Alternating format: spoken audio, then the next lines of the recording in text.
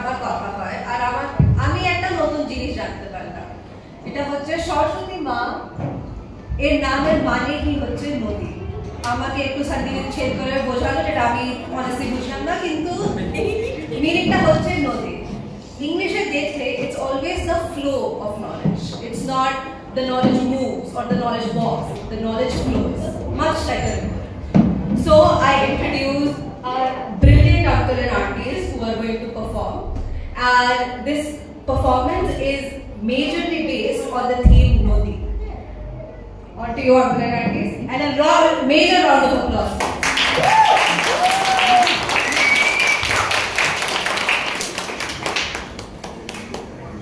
যে সরস্বতী নদীর তীরে বেদ লেখা হয়েছিল বলে পণ্ডিতেরা মনে করেন, সেই সরস্বতী নদী বঙ্গদেশ থেকে অনেক দূরে।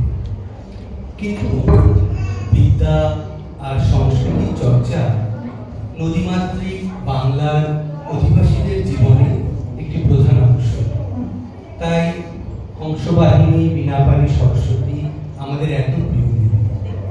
তবু আদতে পেলে নদী, সেই নদী যার তীরে পৃথিবীর প্রাচীনতম সভ্যতাগুলির একটির জন্ম হয়েছিল। তাই আমাদের আজকের অনুষ্ঠান নদীর কথা।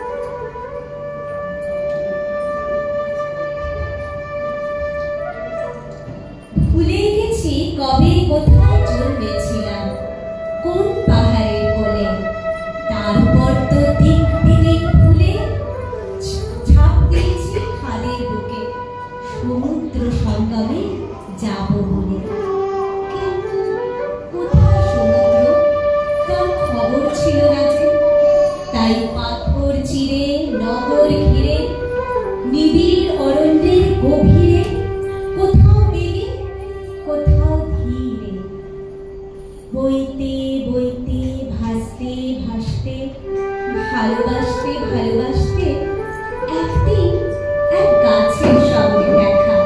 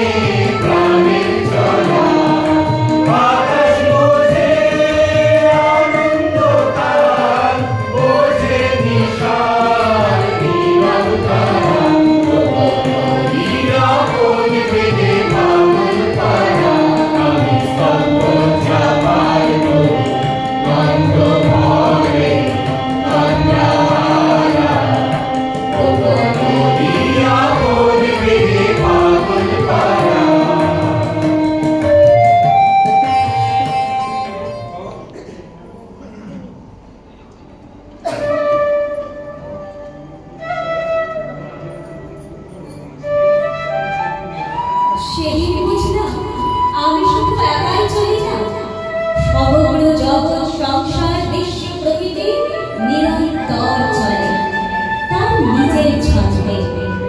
আর সেই সব কিছুর মধ্যে সব থেকে দ্রুত চলে মানুষ। আমারই তীরে আমারই বুকে করে বয়ে আনা পরিপাটির উপর ঋষিবর্গ শিখেছিল সে এই মাত্র 10,000 বছর আগে। আর আজ তার পাঠানো মহাকাশ যান এই সৌর জগতের সীমানা অতিক্রম করেছে। এই চলা শেষ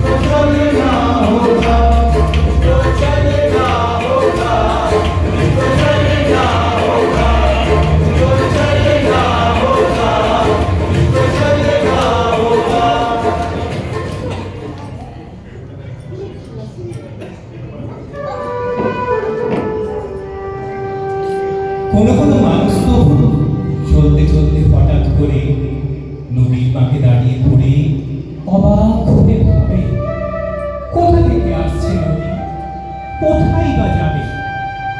এমন স্রোত কোথা থেকে আসে? ফুলে ফুলে ভাঙন ধরায়, ঘর ভাসে, গ্রাম ভাসে। তাও তো নদী নিজের মনে উজান পেয়ে যাবে। একটা মানুষ অবাক হয়ে যাবে।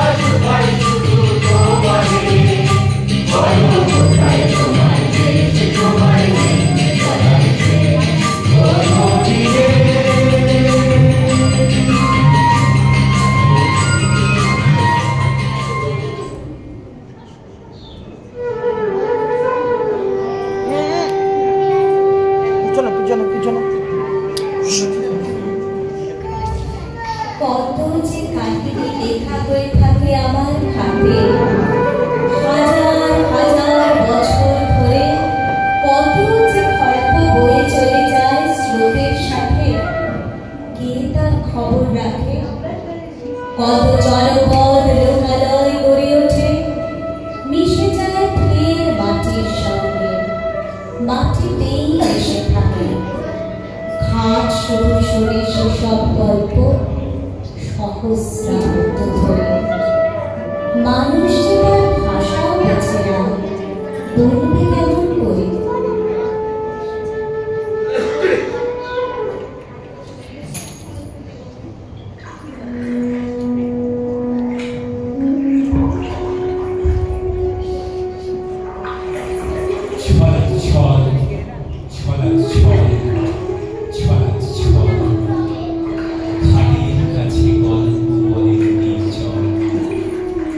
আত্মিকা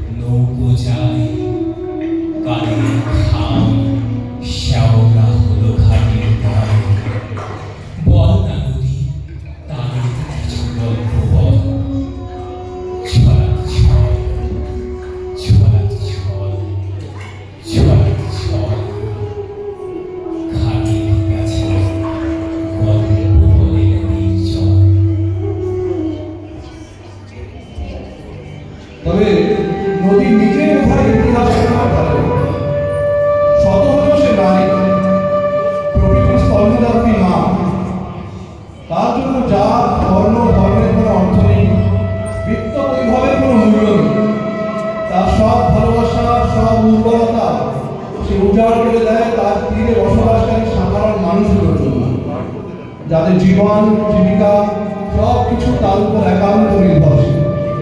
তারা তাদের ছোট ছোট সুখ দুঃখ, মান অভিমান, অভিযোগ অনুযোগ সব কিছু ভাগ করে নেয় নদীর সঙ্গে।